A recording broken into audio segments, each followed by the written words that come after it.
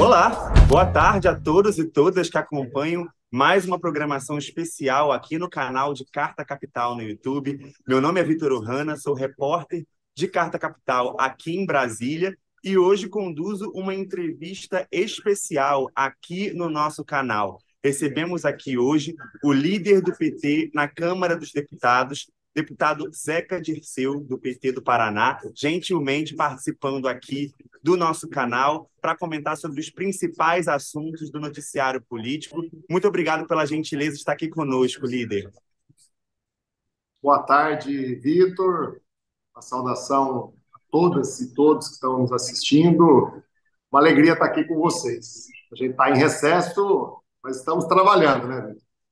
Pois é, líder, a gente está em recesso, ou seja, a gente não está tendo trabalhos aqui no Congresso Nacional, eu estou aqui na Câmara dos Deputados, mas vocês estão vendo que tem pessoas passando aqui, porque nesse período a Câmara e o Senado recebem visitantes em diferentes horários para poder apresentar o acervo e explicar um pouco da nossa história política para as pessoas interessadas.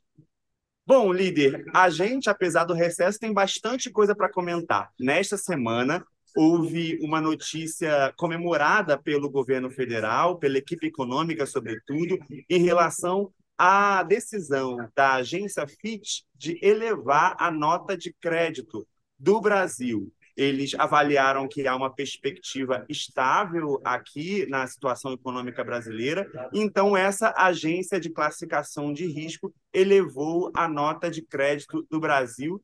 E antes da entrevista, pouco antes aqui do nosso programa começar, líder, houve mais um fato similar, porque uma segunda agência de classificação de risco nesta semana também elevou a nota de crédito do Brasil. E essa agência é a DBRS, ela acabou de enviar esse comunicado, o Ministério da Fazenda já se manifestou, e isso é uma nova notícia boa para o governo, né? O Ministério da Fazenda tem comemorado esses índices, porque demonstra aí uma certa confiabilidade ou uma evolução da situação econômica brasileira, que até pouco tempo estava bem dramática, né? Sobretudo nos tempos da pandemia. Líder, a gente sabe que essas notas estão sendo celebradas pela equipe econômica do governo, pelo presidente, pela base do presidente Lula. Mas eu gostaria de perguntar para o senhor, na prática, o que é que essas duas notas influenciam na conjuntura política neste momento? O que é que a gente pode dizer que abre portas? O que o governo pode atuar neste sentido da economia a partir dessas decisões, dessas agências de elevar a nota de crédito do Brasil? Vitor, influencia muito, influencia de maneira altamente positiva, não só em benefício do governo, do trabalho que nós temos realizado ao lado do presidente Lula, mas é positivo para o país. São fatos que, na verdade, se somam, Vitor, quem está nos assistindo. Há vários outros fatos positivos que nós estamos vendo se repetir semana a semana. Por exemplo, Vitor, eu estava agora há pouco lendo,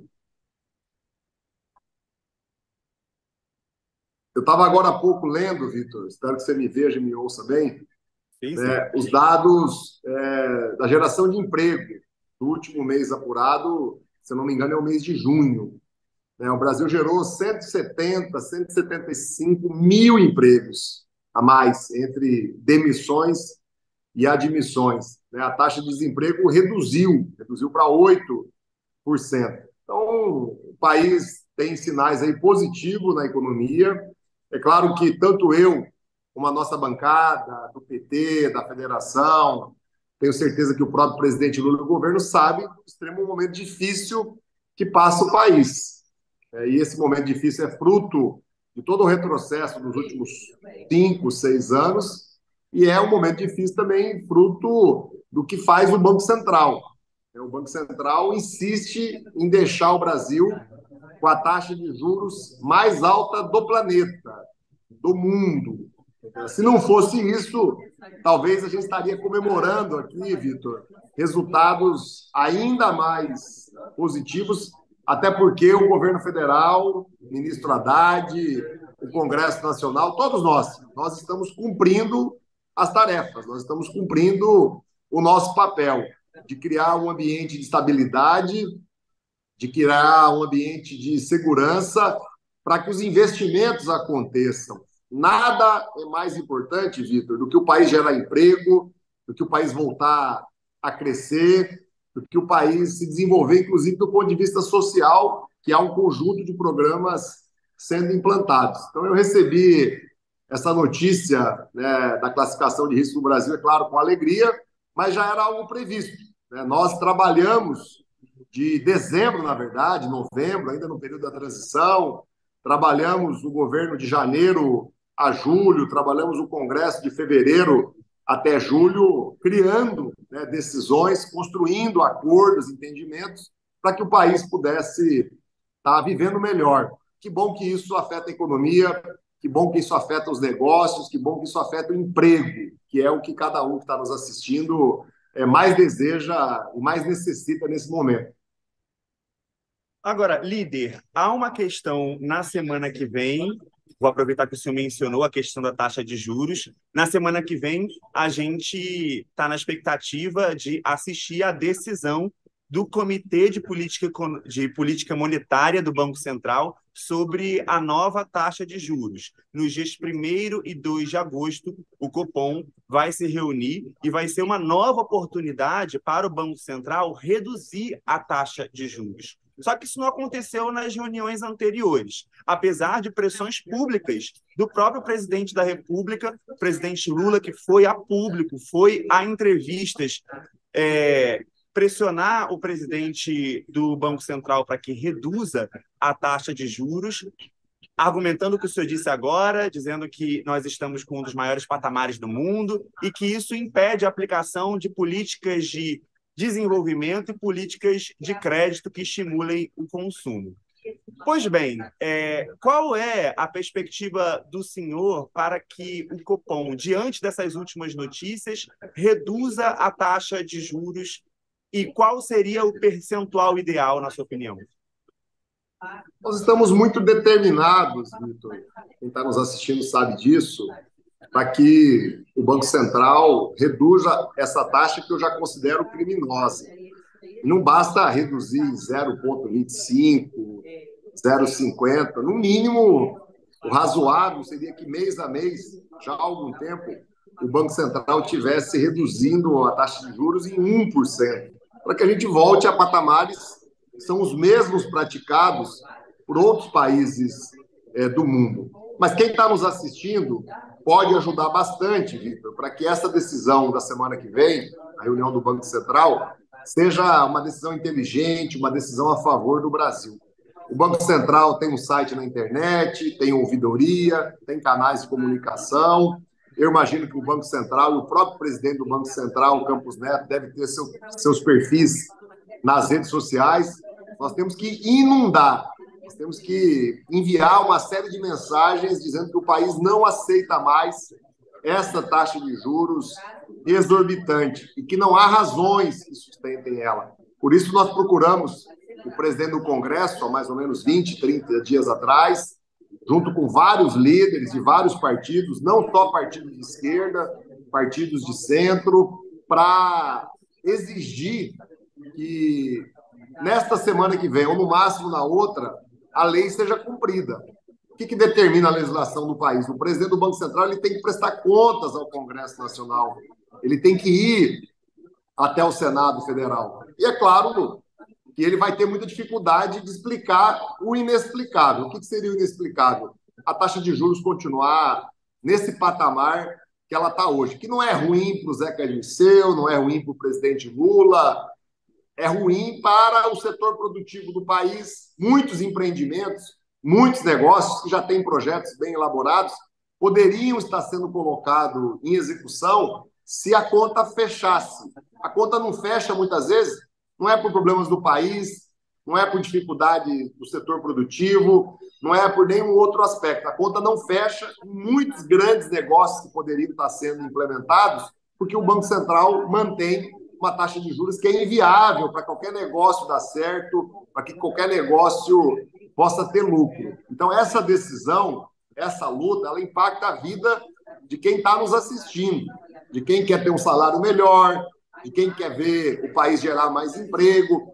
E isso, é claro, se ocorrendo, o desenvolvimento econômico, ele acaba gerando um bem-estar social. Por quê? Porque o país arrecada mais. Arrecadando mais, aquilo que o presidente Lula já está fazendo, que é resgatar a educação como uma grande prioridade, que é colocar de novo o SUS, né, num período de ampliação de investimentos para cuidar melhor das pessoas, para ter ações preventivas, né, programas como o Bolsa Família, que hoje é um programa econômico, programas como Minha Casa Minha Vida, o PAC, que vai ser lançado novamente agora, eles precisam do crescimento da economia do país, porque isso impacta também a arrecadação de impostos. O Brasil acumula, Vitor, é importante que quem está assistindo saiba, né, uma dívida pública que vem ainda da época da ditadura militar, uma dívida muito grande, e essa dívida paga juros. Então, esses juros exorbitantes, além de afetar quem está endividado, além de afetar o setor produtivo, ela consome, essa dívida consome, porque o Brasil tem que pagar juros dela, né, uma parte do orçamento, uma parte dos impostos que as pessoas pagam, muito grande. Então, você que está assistindo agora, está pagando imposto, não é só para a gente poder melhorar a educação, a saúde, criar infraestrutura no país. Muita gente está pagando imposto para alimentar esses juros exorbitantes. Então, isso tem a ver muito com a vida de todos. Eu até te parabenizo, Vitor, parabenizo a Carta Capital por estar abordando, né, esses temas dessa maneira tão clara, dessa maneira tão objetiva. Líder, caso o presidente do Banco Central, Roberto Campos Neto, decida reduzir a taxa de juros na próxima reunião do Copom, é possível dizer que a situação fica mais favorável para que ele permaneça no cargo? Porque, veja bem, ele está, de certa forma, blindado no cargo, porque durante o governo Bolsonaro a gente assistiu à aprovação da lei de autonomia do Banco Central, o que impede, por exemplo, que o presidente Lula agora nomeie outro presidente do Banco Central no lugar de Campos Neto, que foi indicado por Bolsonaro. Com a decisão dele de talvez reduzir a taxa de juros, com uma expectativa de muitos agentes do mercado financeiro, inclusive, o senhor acha que é possível que a pressão para que ele saia do cargo diminua e que haja uma situação mais favorável para que ele se mantenha no posto? Vitor, eu e muita gente, né, não gosta, não aprova a maneira como o presidente do Banco Central conduziu a taxa de juros ao longo desse último período. Mas eu sou capaz de dar um abraço nele se ele, de fato, tomar essa decisão, junto com a diretoria do Banco Central, de reduzir os juros. O presidente Lula já nos ensinou, já determinou que aquele período de ódio, aquele período de ameaça, de conflito permanente, de mentira, de fake news, tem que ficar para trás. Então, ele cumprindo o papel dele, não há, da minha parte, por mais que eu até tenha questionamento sobre a autonomia do Banco Central, nenhuma dificuldade de aplaudir, nenhuma dificuldade de dialogar, nenhuma dificuldade de apoiar uma condução responsável, justa, equilibrada, né, da taxa de juros do nosso país. Eu acho que está muito perto. Eu estou, viu, Vitor, muito otimista. Quero dividir esse otimismo com quem está nos assistindo, mas, ao mesmo tempo, com um grau de preocupação diante, como eu disse, do momento do país. Tem gente passando fome ainda. Tem muita gente desempregada. Isso é fruto do que aconteceu de errado nos últimos 5, 6 anos do Brasil. Então, reverter esse cenário é um interesse de todos nós. Por isso que as pesquisas mostram que a crítica à alta taxa de juros, ela extrapola, né, a questão partidária, ela extrapola a questão política e ideológica. 80%, 85% da população não aceita mais, não aguenta mais, não considera mais minimamente razoável essa taxa de juros. Então, eu acho que A gente vai ter um desfecho positivo na semana que vem, e se não tiver, como eu disse, a lei impõe, nós vamos exigir que a lei seja cumprida, o presidente do Banco Central vai ter que ir na semana seguinte ao Congresso, ao Senado, explicar o inexplicável. E ele não conseguindo explicar, ele não tendo reduzido a taxa de juros, não tem mais sentido ele permanecer no cargo. Líder, também gostaria de pautar com o senhor a volta dos trabalhos do Congresso Nacional. Como a gente disse, a gente está num período de recesso parlamentar, mas na semana que vem os trabalhos retornam ao Congresso e há, por exemplo, já uma questão que ficou para esse mês de agosto, que é a análise do arcabouço fiscal. A gente não teve a aprovação completa do arcabouço, já passou pela Câmara, já passou pelo Senado, mas voltou à análise dos deputados por conta de alterações feitas pelos senadores.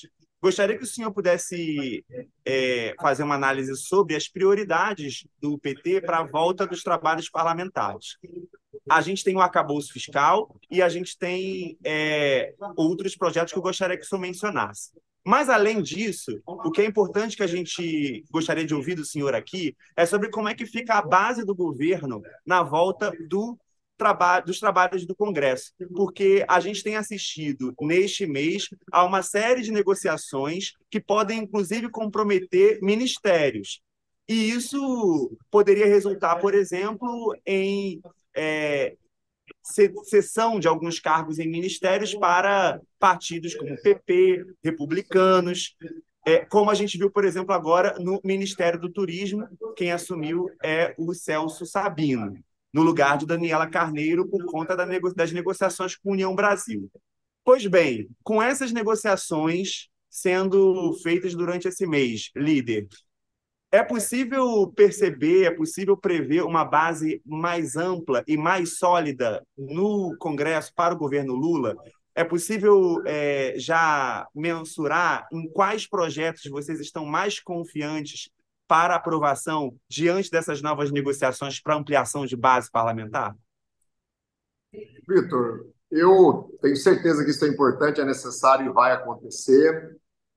Eu acho importante a gente esclarecer a quem está assistindo que isso não é bom só para o governo, não é bom só para o presidente Lula, não vai ser bom só para os partidos que vão ter uma participação maior, né, na base do governo federal. Isso é bom para o país, bom para a nossa população, para o nosso povo e para a nossa gente. É você criar uma ampla maioria política, você criar um grande acordo nacional, né, um nível de entendimento amplo, beneficiar o país, beneficia ao pequeno e médio produtor rural, beneficia o pequeno e médio empresário, beneficia o trabalhador, a trabalhadora que quer estar empregado, que quer ganhar bem. Então, nós estamos fazendo algo, e o presidente Lula está fazendo, pautado nisso. Há uma série de decisões, você citou aqui, né, vai voltar para a Câmara o arcabouço fiscal, vai voltar para a Câmara a reforma tributária.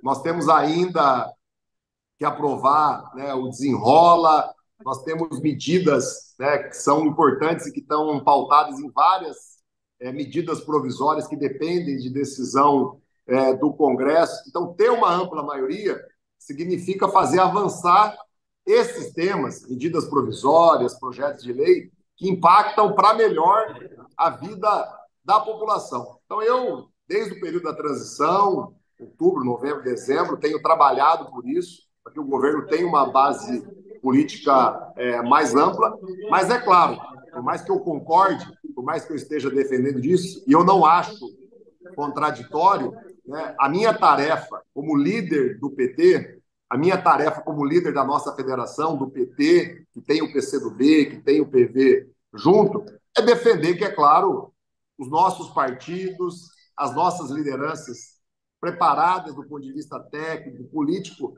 não percam o protagonismo dos espaços mais importantes de poder. Até porque fomos nós que ganhamos a eleição, né? Com uma frente política até que não era tão ampla como a gente gostaria, mas foi aquela que se impôs ali no momento da disputa no ano passado. Quem ganhou a eleição tem que ter o protagonismo maior de governar, de ocupar os cargos mais importantes. Se a gente tiver que ceder em questões, em cargos, em espaços que não sejam aqueles primordiais, eu não vejo problema nenhum. O que eu não aceito a nossa bancada não aceita, eu imagino que o partido não aceita, é ser apenas o PT, o Partido dos Trabalhadores, as nossas lideranças a ceder. Esse tem que ser um processo de muita humildade, de muita compreensão e grandeza de toda a base que hoje apoiou no ano passado o presidente Lula e compõe já, né, a base de sustentação na Câmara e no Senado. E eu dialogo muito com os outros líderes, eu não vejo nenhuma dificuldade nisso, eu acho que hoje todo mundo tem esse nível de grandeza, de compreensão da realidade, né, e da importância de ter força política. E eu vejo nos partidos também, que estão apresentando nomes, como é o caso do PP, do União Brasil, do Republicanos, uma atitude muito equilibrada, assim, uma atitude muito serena. Ninguém está com a faca no pescoço, ninguém está agindo por ameaça, pelo contrário.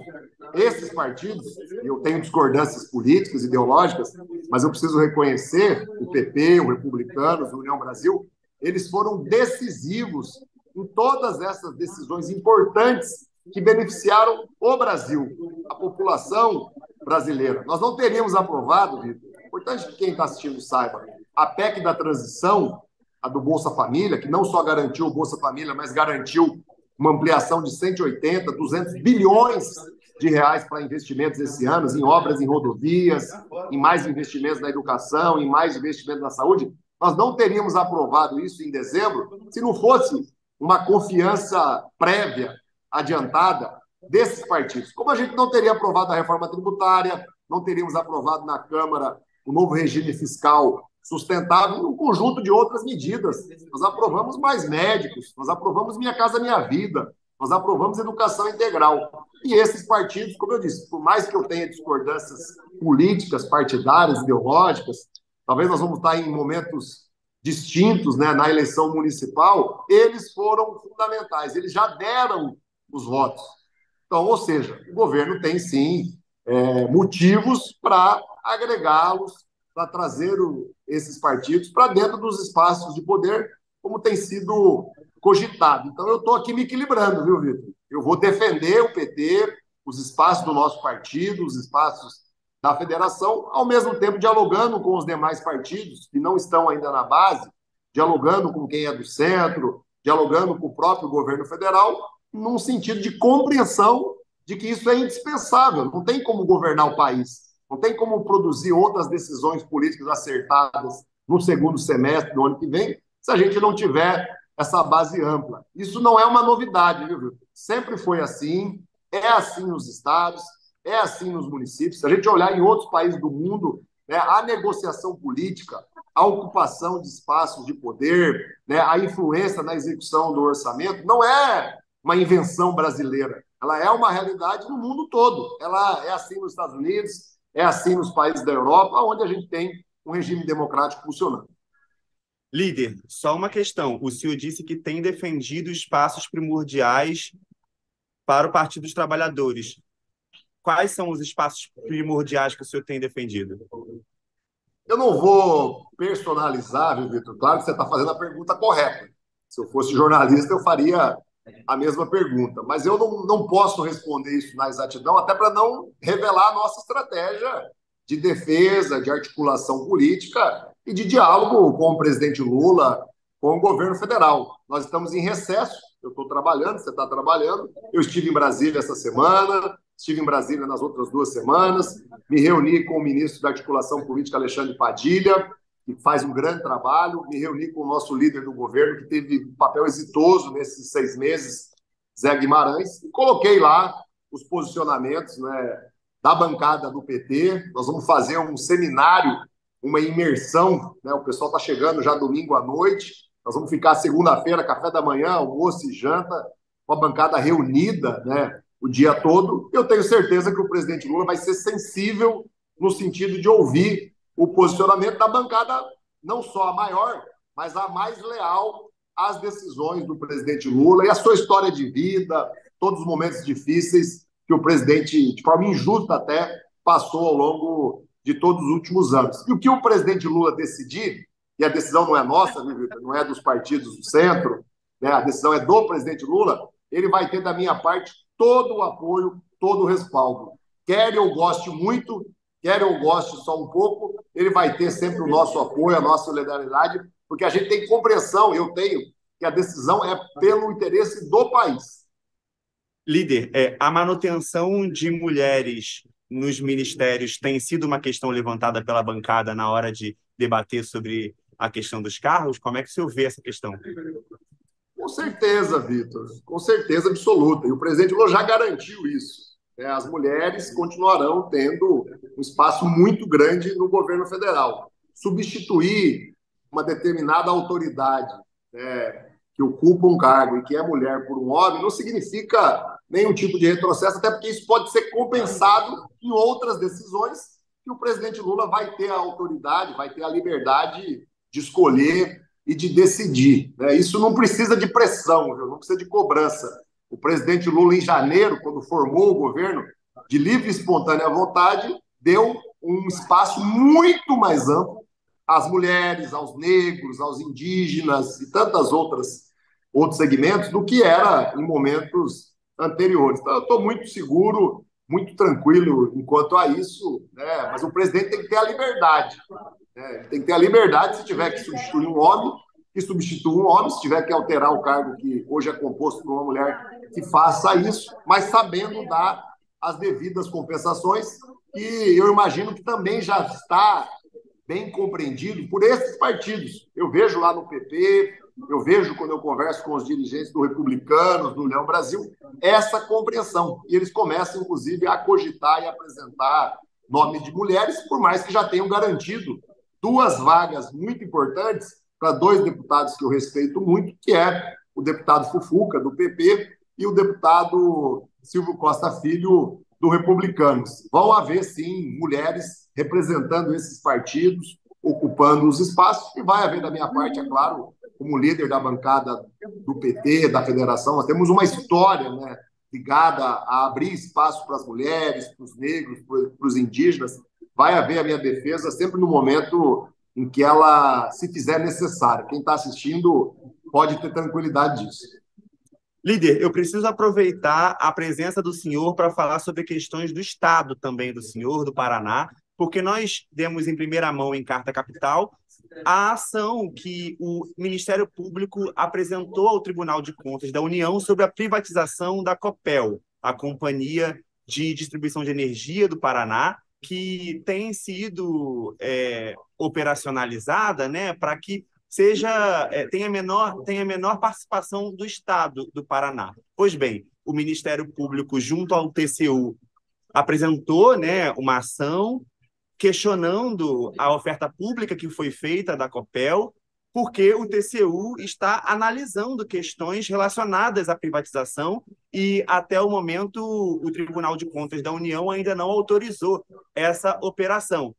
A oferta pública, inclusive, foi feita alertando sobre o risco de que o TCU cancele essa operação. Eu queria que o senhor pudesse comentar aqui sobre quais ações que o Partido dos Trabalhadores já tomou em relação à privatização da Copel, o que é possível fazer, se o governo, de alguma forma, pode entrar nesse assunto para, talvez, influenciar na questão da privatização da Copel, ou se o senhor considera que a venda da Copel já é uma questão dada e não há outra saída a não ser assistir a essa operação. Vitor, já assinei uma série de ações, tenho apoiado outras em defesa da Copel, de tantas outras empresas públicas do Paraná e também do nosso país. Nós estamos com o tempo já avançado aqui, mas eu queria me dedicar um pouco a esse assunto. E não vou falar aqui apenas como líder da federação, como quem é do PT, como quem é próximo do presidente Lula. A Copel é nossa. Eu falo aqui como deputado federal do Paraná. Ela é do povo paranaense. Todo o patrimônio dela, esse potencial, essa riqueza, foi pago por cada um de nós que somos do Paraná. E é óbvio que nós não vamos aceitar que ela seja doada, que ela seja vendida a preço de banana, que ela seja entregue, até porque é uma empresa lucrativa, é uma empresa que funciona bem. Eu não tenho problema nenhum em privatizar aquilo que não é estratégico, eu não tenho problema nenhum em privatizar talvez uma empresa pública que está mal administrada, que está dando prejuízo, mas a Copel funciona bem, tem papel econômico no Paraná, no Brasil, tem papel social, é uma empresa que dá lucro, não tem por que você vender ainda mais, ela já tem ações na Bolsa de Valores, né, o controle acionário da empresa. Então, eu defendo que ela continue sobre o controle do governo do Estado, do povo paranaense, do nosso país, de cada brasileiro e brasileira. Acho que o Ministério Público e o Poder Judiciário vão cumprir também o seu papel, né? E essa oferta de ações que foi feita, ela não vai prosperar. Eu quero até alertar quem talvez possa se deixar levar por uma fantasia de comprar ações, achando que vai lucrar muito. Quem apostar, né, nessa medida de privatização, de entrega da Copel, vai perder dinheiro. Nós não vamos aceitar, vamos recorrer até as últimas instâncias, e como a gente tem amparo legal, isso já foi muito bem explicado, e como a gente tem amparo político, eu tenho certeza que a Copel vai continuar sendo minha, de cada paranaense, do povo do estado que eu tenho a honra de representar nesse quarto mandato, né, de deputado federal, depois de ter sido prefeito 2 vezes em Cruzeiro do Oeste, que é a cidade que eu vivo até hoje. Líder, eu tenho uma última questão para tratar com o senhor, também aproveitando que o senhor é do estado do Paraná, porque a gente não pode deixar de falar da Lava Jato. O estado do Paraná é um estado em que a política foi marcada pela Operação Lava Jato, e nós agora estamos tendo um cenário que muitos cogitam a cassação do senador Sérgio Moro. Eu queria que o senhor pudesse avaliar qual é a situação do Sérgio Moro neste momento, qual é a impressão que o senhor tem sobre qual é a expectativa que o senhor tem em relação à cassação, à possível cassação do senador Sérgio Moro. Mas, além disso, eu gostaria também de poder perguntar para o senhor sobre as conversas que o senhor teve com o ex-governador Roberto Requião, no Paraná, porque ele se filiou ao PT em apoio ao presidente Lula, apoiou a última campanha e depois fez algumas críticas ao partido, inclusive reivindicando que haja mais lulismo dentro da operação do PT, agora que voltou ao governo. Eu gostaria também que o senhor pudesse avaliar as críticas que o Requião tem feito e como é que ficou a sensação do senhor após as conversas do Requião. O senhor avalia que é possível mantê-lo no PT? Como é que o senhor avalia a possibilidade de que ele permaneça ou saia do partido? Nós queremos, e eu estou me dedicando, obviamente, para que ele permaneça no PT. Isso não quer dizer que eu concorde com todas as críticas, né, que o Requião faz, como ele também não concorda com todas as minhas opiniões, né? Eu sou amigo do Requião, sou amigo do Maurício Requião, o Requião Filho, que é deputado estadual, de várias outras lideranças que já caminham com ele há muito tempo. Inclusive, um dos primeiros cargos públicos que eu ocupei há 20 anos atrás, em 2003 e 2004, foi no governo do estado, quando o Requião era governador. Quando eu fui prefeito de Cruzeiro do Oeste, eu acompanhei de perto, né, o governo do Requião, era o início também do governo do presidente Lula. Foi um governo extremamente exitoso do ponto de vista social e também do ponto de vista econômico. Né? O Requião, nas eleições do ano passado, se filiando ao PT, se dispondo a disputar o governo do estado, teve papel estratégico, papel decisivo, né, da vitória do presidente Lula, e no ótimo resultado, que às vezes não aparece, né, as pessoas não lembram, que nós tivemos no Paraná. Né? O presidente Lula não saiu vitorioso do Paraná, mas nós elegemos uma bancada, por exemplo, de 6 deputados federais da federação. Há muito tempo isso não acontecia. Nós éramos em 3 deputados federais.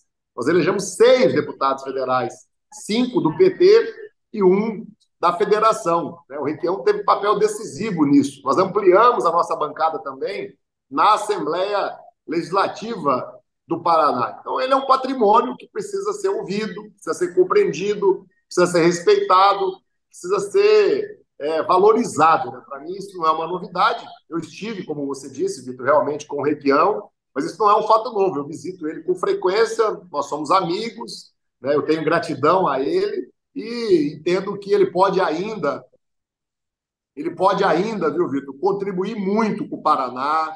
O Requião pode ainda, com a sua experiência, contribuir muito com o Brasil, pode contribuir muito com a construção, né, de um espaço político mais amplo do PT no Brasil e, em especial, no nosso estado, no estado do Paraná. Então, é um processo que está em curso de entendimento, de conversa, de diálogo, e como eu disse, eu concordo com algumas críticas, não concordo com todas, né, mas valorizo, respeito e vou procurar criar com ele a relação mais próxima possível sempre. Quanto à Lava Jato, a Lava Jato poderia ter sido uma operação de combate à corrupção importante no nosso país. Eu estou lá no Paraná, vivenciei, acompanhei de perto o drama, o sofrimento do presidente Lula e o quanto que a Lava Jato acabou se tornando uma ação nociva, prejudicial. Não foi só ao PT, as nossas principais lideranças, não foi só em relação à prisão do presidente Lula. A Lava Jato destruiu empregos. A Lava Jato foi se tornando uma operação econômica, né, de caráter internacional para destruir a Petrobras, para destruir as grandes construtoras brasileiras que estavam ocupando espaço no mundo.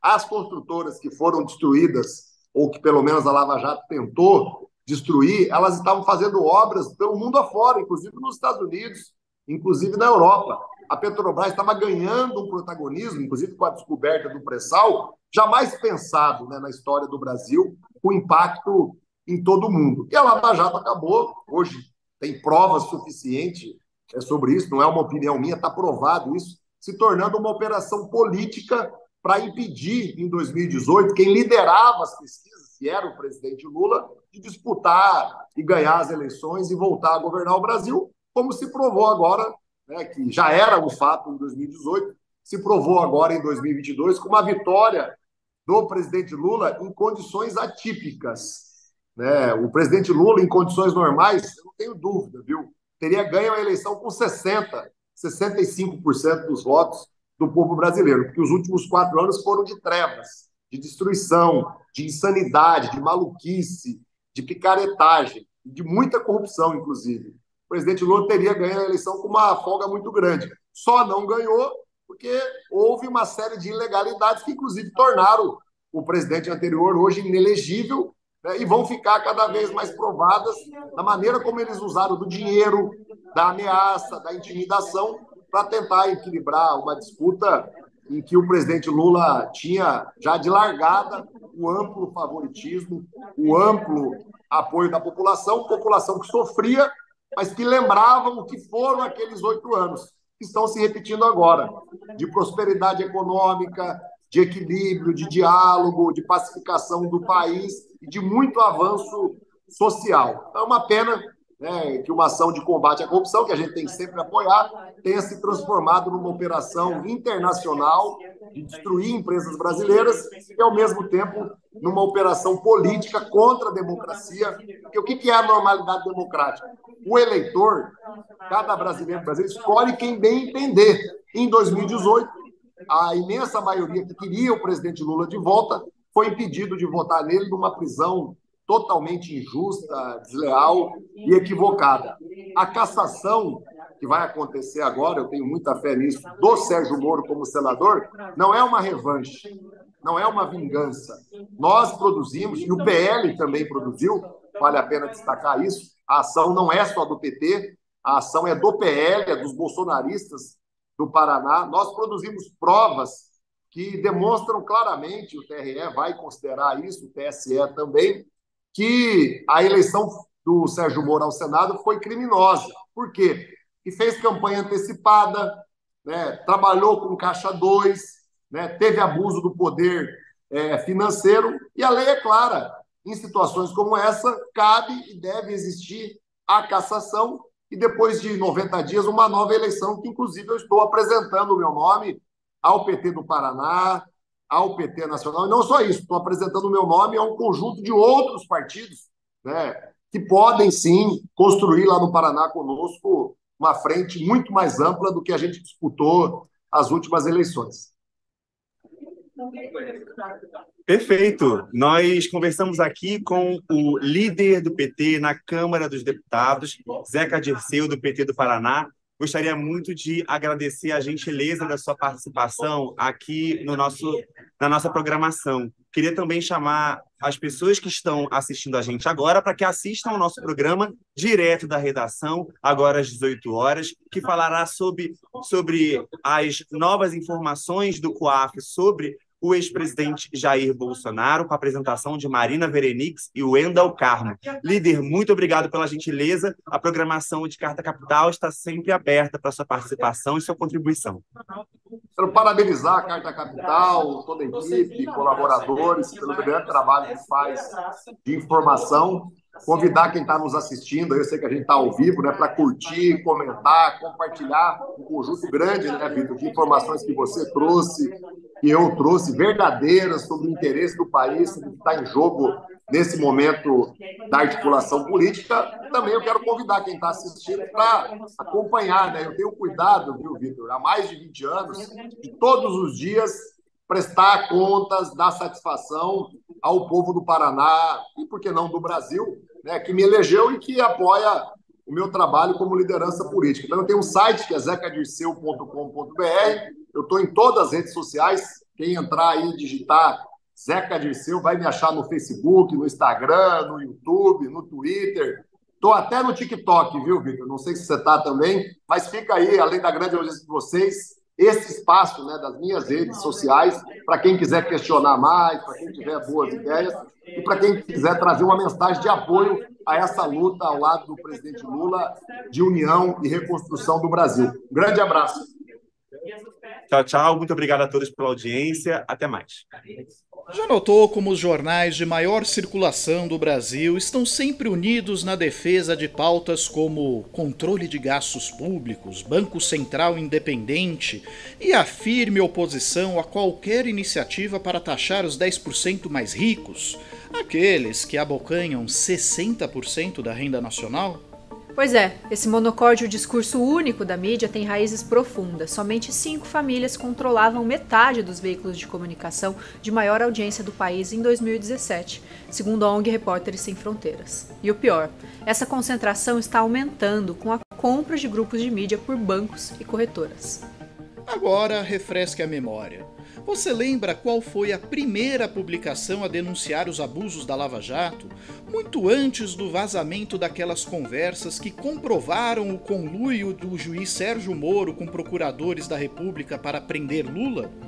Recorda-se de quem desde o primeiro momento denunciou que o impeachment de Dilma Rousseff era um golpe? Nadar contra a corrente sempre foi a nossa especialidade, mas também nos cobra um preço alto. Carta Capital sofreu boicote sistemático dos governos Temer e Bolsonaro, inclusive com pressões para que grandes empresas deixassem de anunciar na revista. Só sobrevivemos nesse período graças à inestimável contribuição dos nossos assinantes e apoiadores individuais, trabalhadores como eu e você que ainda sonham com um país mais democrático, justo e inclusivo. Somos muito gratos a todos que nos apoiaram nesse momento. Mas o perigo não passou. A concentração do mercado publicitário nas chamadas Big Techs tem ferido de morte veículos com estrutura bem mais robusta do que a nossa. Imaginem o impacto desse fenômeno em quem nunca pôde contar com o apoio de grandes empresas e grupos financeiros. E é por isso que renovamos o pedido de apoio. Só conseguimos manter o jornalismo corajoso, honesto e transparente de Carta Capital com as contribuições de nossa comunidade. Não adianta criticar a mídia corporativa e não apoiar quem sempre esteve ao lado da democracia, da diversidade e dos direitos humanos. Faça sua parte. Contribua com Carta Capital. Faça uma assinatura para receber a revista em sua casa ou faça uma assinatura digital. Se você não pode assumir um compromisso mensal agora, doe qualquer valor em nosso site ou no Superchat durante as nossas transmissões ao vivo pelo YouTube. Valorizamos igualmente todas as formas de contribuição, não importa a quantia que você possa despender, porque temos clareza de que juntos somos mais fortes e podemos vencer o discurso único da mídia.